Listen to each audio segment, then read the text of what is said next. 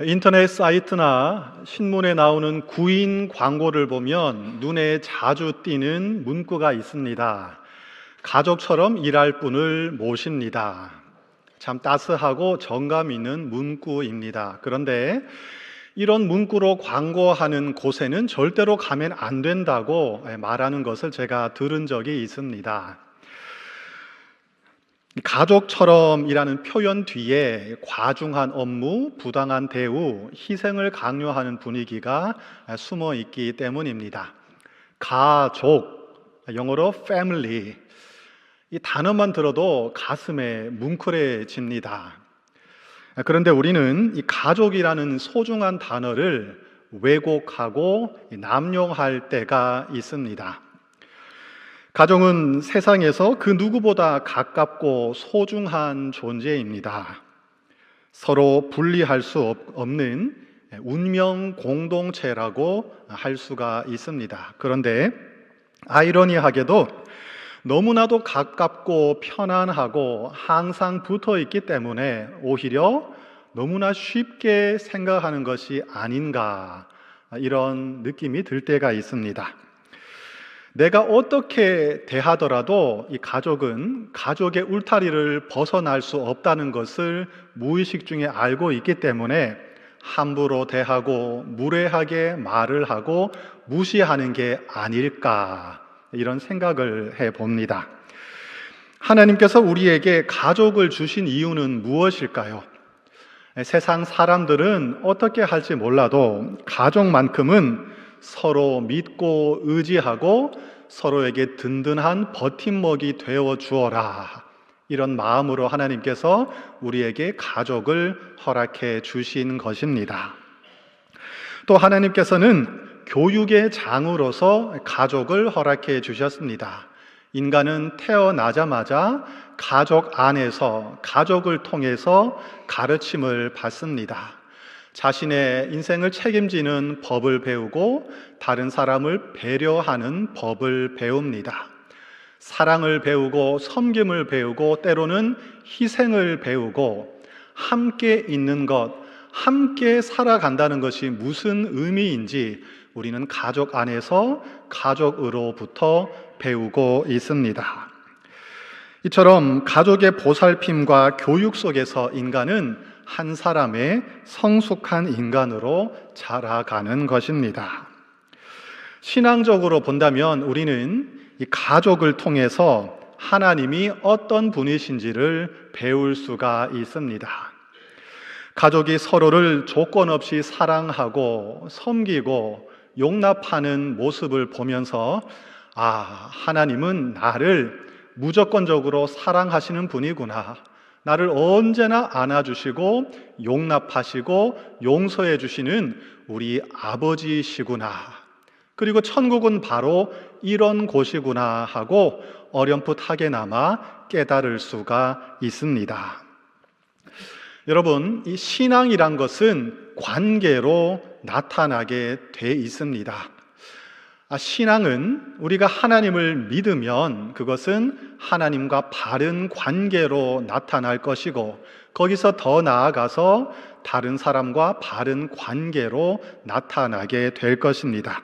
그러므로 신앙은 가족과의 관계에도 영향을 미칠 수밖에 없습니다. 예수를 잘 믿는다면, 예수를 제대로 믿는다면, 우리가 신앙생활을 똑바로 한다면 처음부터 완전할 수는 없겠지만 계속해서 가족과의 이 사랑의 관계로, 바른 관계로 정립이 되어 갈 것입니다. 그리고 시간이 갈수록, 신앙의 연수가 쌓여 갈수록 가족을 대하는 태도가 더욱더 성숙한 모습으로 발전해 갈 것입니다. 물론 예수를 믿는다고 할지라도 가족이 서로 갈등할 수 있고 여전히 해결되지 않은 문제가 남아 있을 수는 있겠지만, 기본적으로 신앙생활 잘 하는 사람은 가족과 사랑의 관계를 누릴 수밖에 없습니다. 오늘 본문은 그리스도인 자녀들이 부모를 어떻게 대해야 하는지 가르쳐 주는 말씀입니다. 부모에게 순종하라, 부모를 공경하라. 너무나도 당연한 말씀입니다. 굳이 그리스도인들 뿐만 아니라 인간이라면 누구나 실천해야 하는 마땅한 도리이고 윤리라고 우리가 생각할 수가 있습니다. 하나님 말씀인 성경에는 구원받은 사람들만 이해할 수 있는 특별한 가르침이 들어 있습니다. 그런데 그와 동시에 예수 믿지 않는 사람들도 모든 인간도 들으면 이해하고 또 해석할 수 있는, 받아들일 수 있는 인류의 보편적인 가르침도 들어 있습니다. 인간이라면 누구나 따라야 하고 누구에게나 적용될 수 있는 가르침이 성경 안에 들어 있습니다. 창조주 하나님께서는 모든 인간의 마음 속에 부모를 향한 공경의 마음을 심어 두셨습니다. 오늘 본문 1절에 보시면 이것이 옳으니라 이런 말씀이 기록되어 있습니다.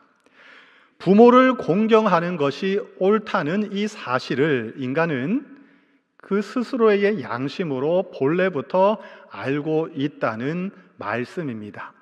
누가 특별히 가르쳐주지 않았는데 인간은 어려서부터 부모님을 사랑하고 부모님을 향한 애틋한 마음, 공경하는 마음이 깊이 자리를 잡고 있습니다. 그런데 부모를 공경하지 않는 사람들이 의외로 많습니다. 공경은 둘째치고 부모를 학대하는 사람들도 상당히 많이 있습니다. 작년 2024년 통계에 따르면 우리나라에 이 노인 학대로 신고된 건수가 21,936건이 있었다고 합니다. 물론 신고가 되었다고 해서 법적으로 학대로 다 인정되는 것은 아닙니다. 그 중에 32%인 7,000여 건 이상이 실제로 노인 학대로 판정이 됐습니다. 그리고 노인 학대로 판정된 7,000여 건 중에서 5,000여 건 이상이 가족에서 발생한 학대라고 알려져 있습니다. 학대하는 사람은 배우자가 35.8%였고 그의 뒤를 이어서 아들이 26.3%를 차지했습니다.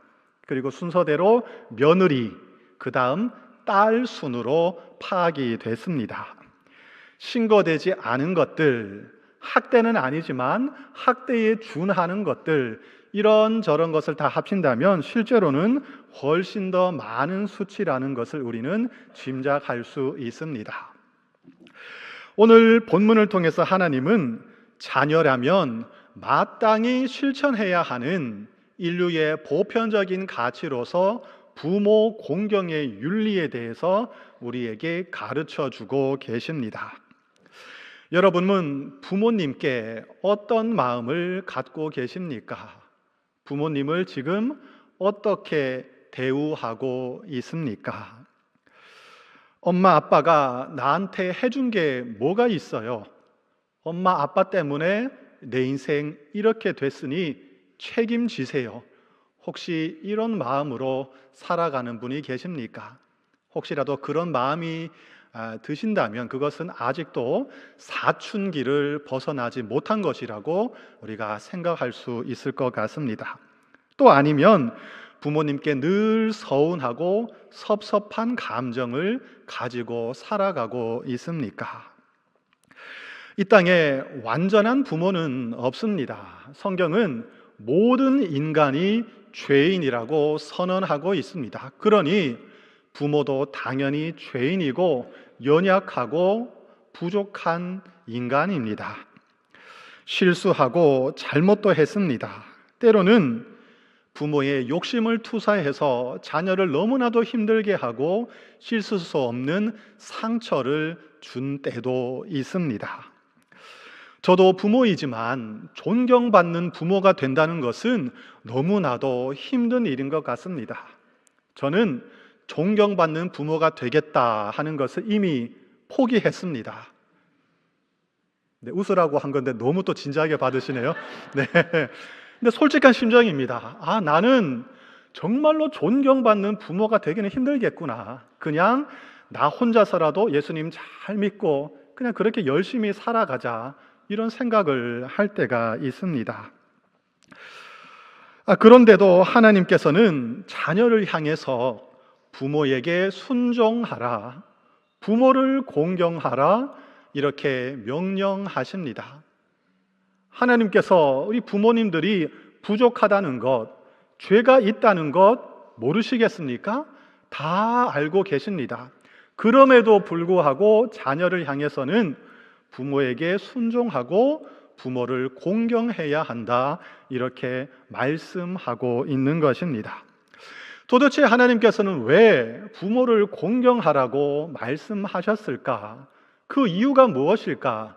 제가 가만히 한번 생각해 봤는데 세 가지로 정리를 할 수가 있었습니다. 첫째, 부모님이 우리에게 생명을 주었기 때문입니다. 세상에서 가장 중요한 것, 가장 소중한 것은 바로 생명입니다. 우리 주님 예수께서는 마태복음 16장 26절에 이렇게 말씀하셨습니다. 사람이 만일 온 천하를 얻고도 제 목숨을 잃으면 무엇이 유익하리요? 사람이 무엇을 주고 제 목숨과 바꾸겠느냐? 무슨 말씀입니까? 사람의 생명과 바꿀 수 있는 것은 이 땅에 아무것도 없다. 생명이 제일이다. 이런 말씀입니다. 그런데 이렇게 소중한 생명을 우리는 부모님을 통해서 얻었습니다. 이 땅에 부모 없이 태어난 사람, 부모 없이 존재하게 된 사람은 단 한 사람도 없습니다. 심지어 하나님의 아들이신 예수님께서도 모친 마리아를 통해서 이 땅에 태어나셨습니다. 하나님은 오직 부모님을 통해서만 우리에게 생명을 부여해 주셨습니다. 인간의 삶은 고통과 슬픔의 연속입니다. 우리가 잘 알고 있습니다. 그러나 그와 동시에 우리 인생에는 기쁨과 즐거움과 행복도 풍성하게 들어 있습니다. 여러분, 어떤 행복감을 누리고 계십니까? 아름다운 자연 경관을 바라보면 마음속 깊은 곳에서부터 어떻게 표현할 수 없는 황홀감이 몰려옵니다. 여러분 다 느껴보셨지요? 사랑하는 사람과 함께 있으면 너무나 즐겁습니다. 그냥 있는 것 그 자체로 함께하는 것만으로도 미소가 그치지가 않습니다. 맛있는 음식 먹을 때 느껴지는 그 기쁨, 즐거움 다 느끼고 계시죠? 입속에서 쫙 퍼지는 그 즐거움, 와, 그것이 뱃속으로 들어갈 때 얼마나 기쁘고 즐거운지 그 느낌으로 우리가 솔직히 살아갈 때도 있습니다. 열심히 일한 후에 맛보는 그 성취감, 열심히 땀 흘려서 어떤 성취감을 느꼈을 때 얼마나 행복한지 여러분 알고 계실 것입니다.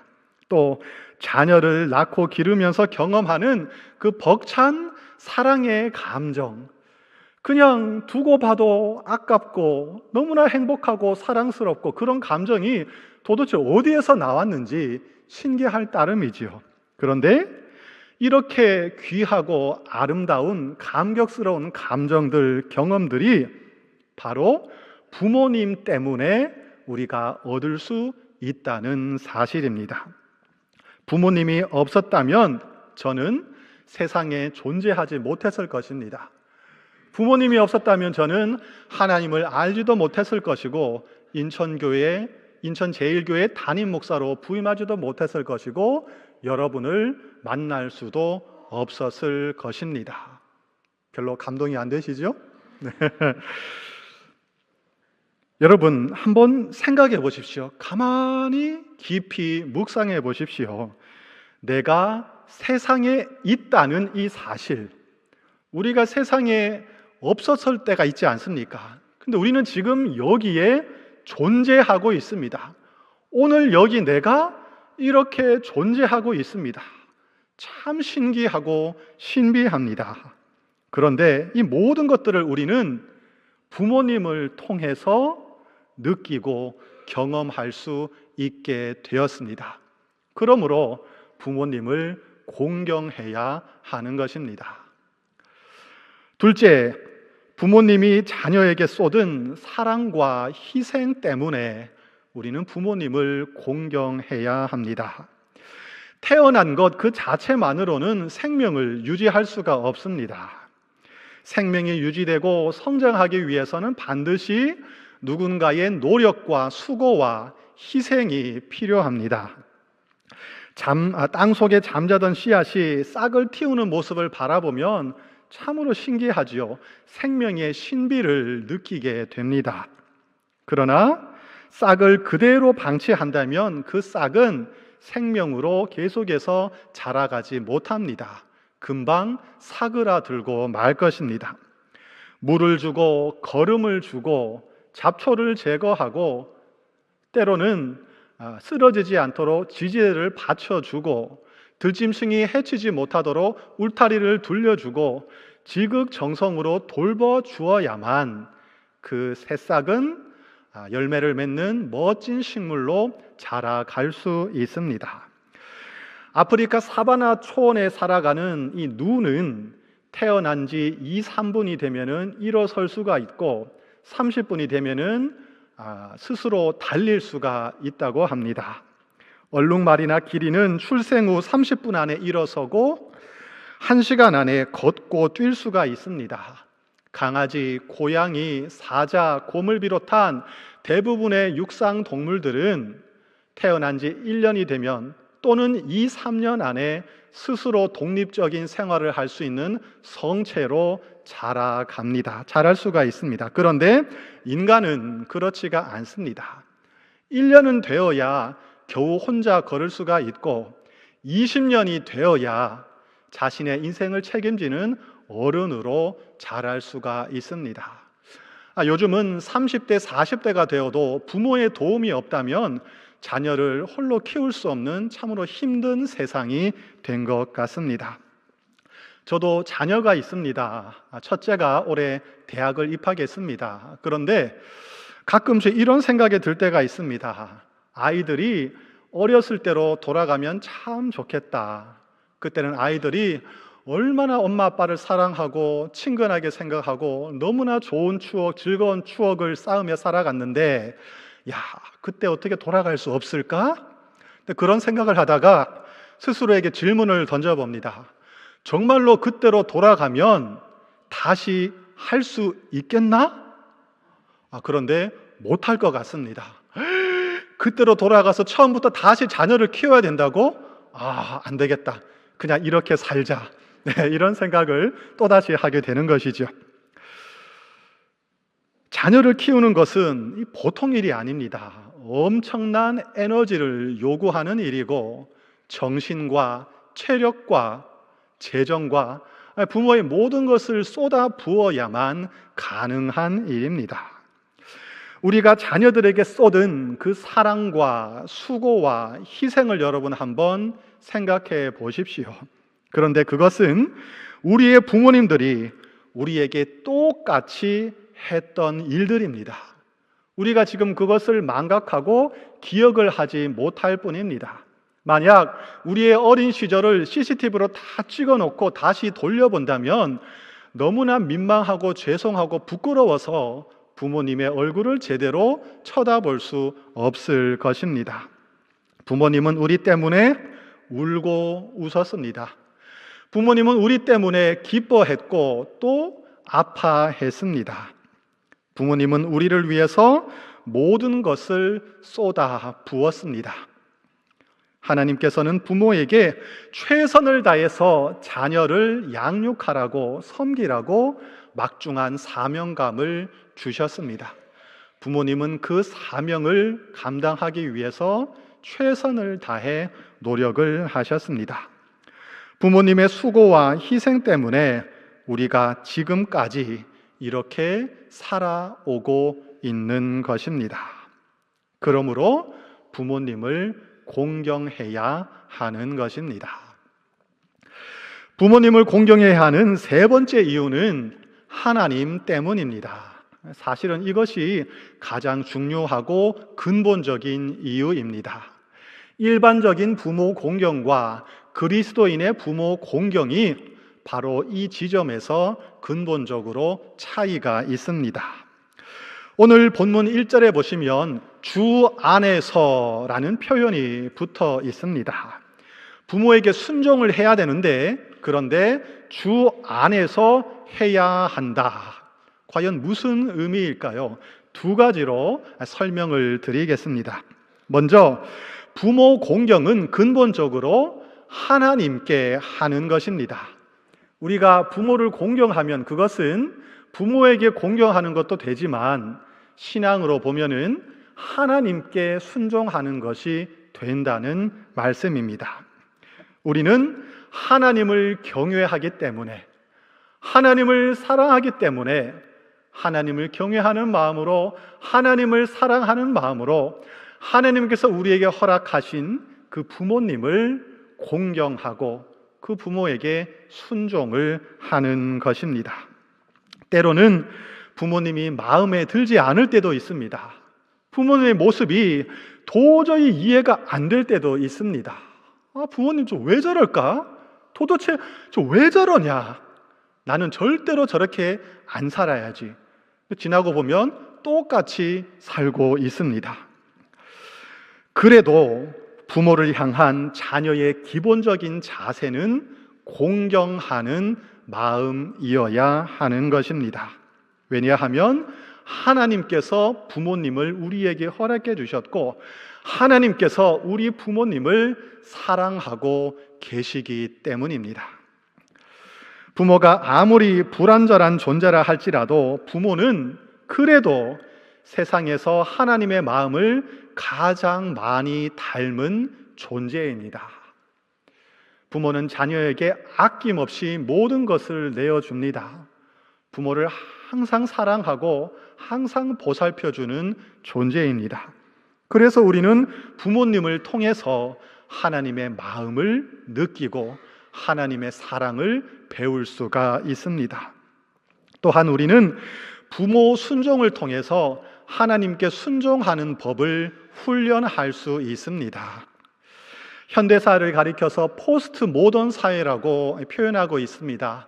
포스트 모던 사회의 가장 큰 특징 중에 하나는 권위에 대한 도전입니다. 권위를 부정하는 것이지요. 물론 부당한 명령에는 우리가 저항하고 불복종할 수 있는 용기가 필요합니다.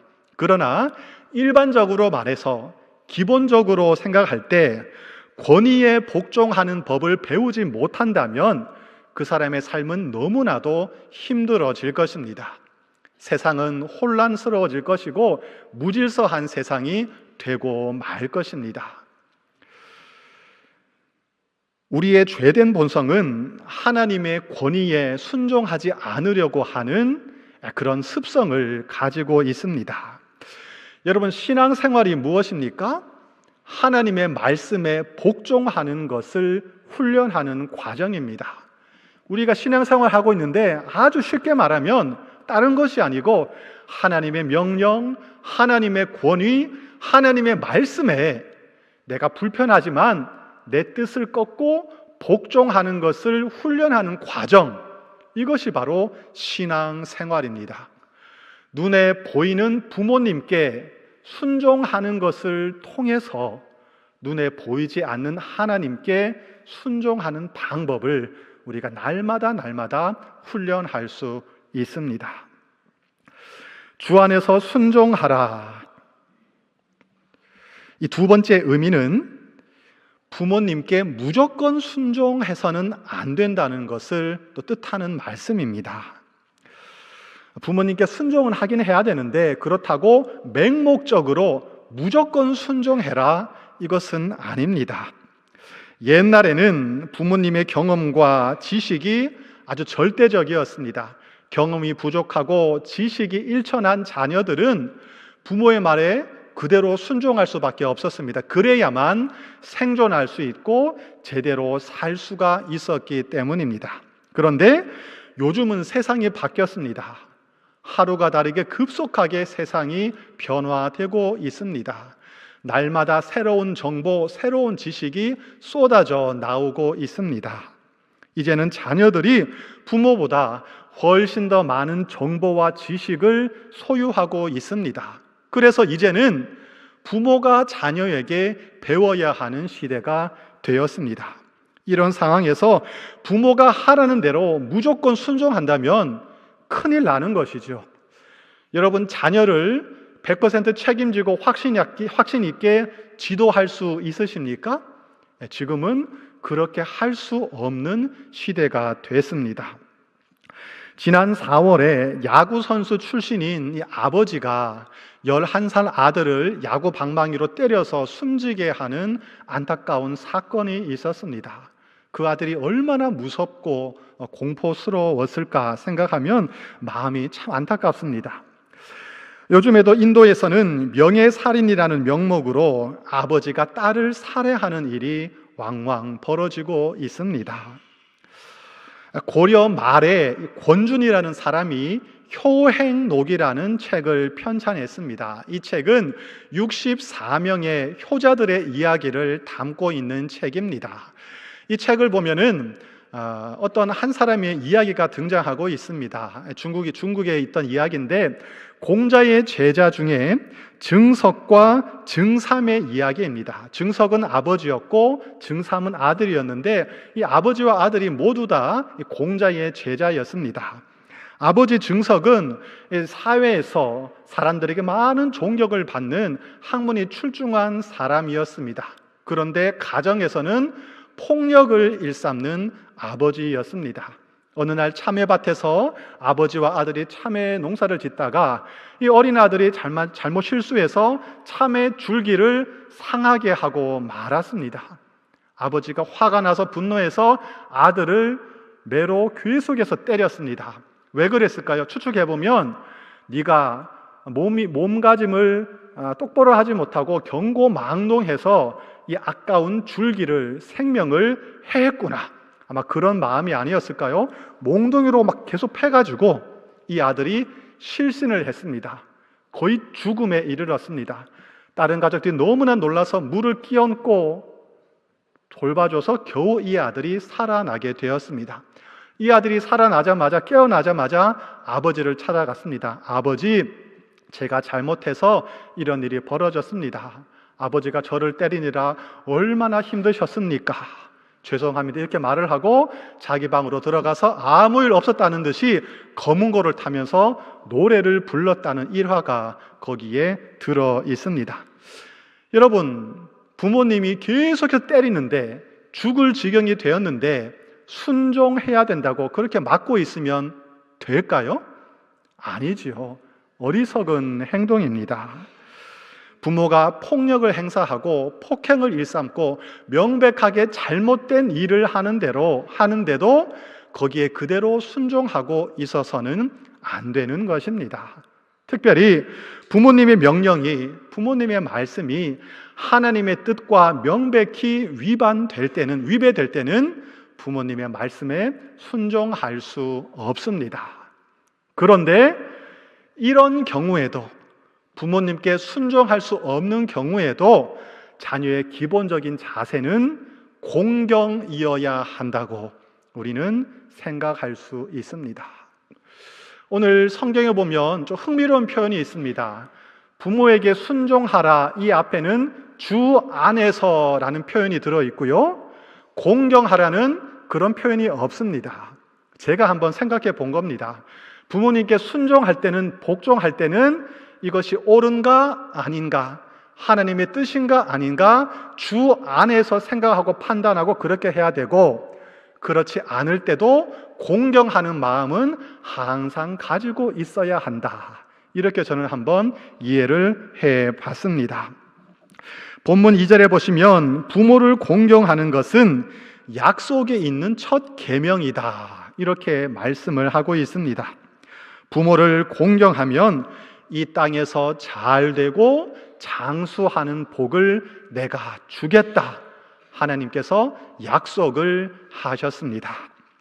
우리가 잘 아는 대로 10계명은 10개의 계명으로 이루어져 있습니다. 그런데 첫 번째 계명부터 네 번째 계명까지는 하나님과 관계되어 있는 계명이고, 다섯째 계명부터 10번째 계명까지는 다른 사람과의 관계에 해당되는 계명입니다. 그런데 흥미로운 것은 이 5번째부터 10번째 계명, 즉 사람과의 관계를 다루고 있는 이 계명의 첫 번째 계명이 바로 내 부모를 공경하라 하는 이 계명이라는 사실입니다. 살인하지 말라, 이것보다 더 앞에 있습니다. 그래서 오늘 성경은 이것이 약속이 있는 첫 계명이다, 가장 중요한 우선적인 계명이다, 이렇게 말씀하는 것입니다.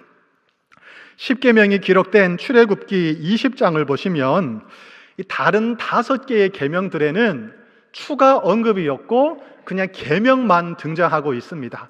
살인하지 말지니라, 간음하지 말지니라, 이렇게 명령만 나와 있는데 유독 부모를 공경하라 이 계명에는 추가적인 언급이 붙어 있습니다. 출애굽기 20장 12절 말씀입니다. 내 부모를 공경하라, 그리하면 내 하나님 여호와가 내게 준 땅에서 내 생명이 길리라. 내 부모를 공경하라 명령이죠. 그리하면 네가 이 땅에서 잘 되고 장수하는 복을 주겠다, 추가적인 약속이 붙어 있습니다. 물론 부모를 공경하는 사람도 장수하지 못하는 경우가 있고 불효자인데도 장수하는 경우가 있습니다. 오늘 이 말씀 한 구절로 인생의 모든 것을 결정지을 수는 없습니다. 그러나 일반적으로 말해서 하나님께서 이런 복을 주시겠다, 이런 뜻으로 우리가 받을 수 있습니다. 하나님께서는 하나님을 경외하는 마음으로 부모를 공경하는 자들에게 이 땅에서 잘 되고 장수하는 복을 주실 것입니다. 오늘은 어버이 주일입니다. 부모님께 감사하고 부모님을 위해서 축복하는 마음으로 기도하는 시간이 되시기를 부탁드립니다. 특별히 아직까지 예수님을 믿지 않는 부모님들이 계시다면 부모님의 영혼을 위해서, 부모님이 정말로 하나님의 사랑 안에 거할 수 있도록 간절하게 기도하시기를 바랍니다. 세월이 흘러갈수록 부모님은 계속해서 연약해져 갈 것입니다. 이 땅에서 부모님과 함께 할 수 있는 날이 점점 줄어들고 있습니다. 언젠가 이 땅에서는 더 이상 부모님을 만날 수 없는 날이 올 것입니다. 지금의 그 섭섭한 감정 때문에, 서운한 마음 때문에 부모님을 멀리하는 그런 어리석은 실수를 행치 마시기를 부탁드립니다. 할 수 있는 만큼 부모님을 자주 찾아뵙고 사랑해드리고 손을 잡아드리고 공경할 수 있으시기를 부탁드립니다. 그러면 무엇보다 하나님께서 가장 기뻐하실 것입니다. 부모님이 안 계신 분들은 이제 남은 인생 동안 부모님의 목까지 내가 최선을 다해서 살겠다, 사랑하며 하나님을 섬기겠다, 이런 마음으로 살아가시기를 축복합니다. 그리고 주위에 있는 외로운 홀로 계신 어르신들을 위해서 기도하며 그들에게 사랑을 실천하는 그런 삶을 살아가시기를 부탁드립니다. 기도하겠습니다. 하나님 아버지, 우리에게 부모님을 허락해 주셔서 감사합니다. 부모를 통해 생명을 얻게 하셨고 또 부모님의 사랑과 수고와 헌신을 먹고 오늘 우리가 이렇게 존재할 수 있게 되었습니다. 하나님을 경외하는 마음으로 하나님이 허락하신 부모를 잘 공경할 수 있도록 우리에게 지혜와 사랑의 마음을 허락해 주시옵소서. 특별히 연로하신 부모님들을 지켜 주시옵소서. 주님을 향한 믿음과 사랑으로 남은 인생을 아름답게 채워갈 수 있도록 인도하여 주시옵소서. 예수님의 이름으로 기도드립니다. 아멘.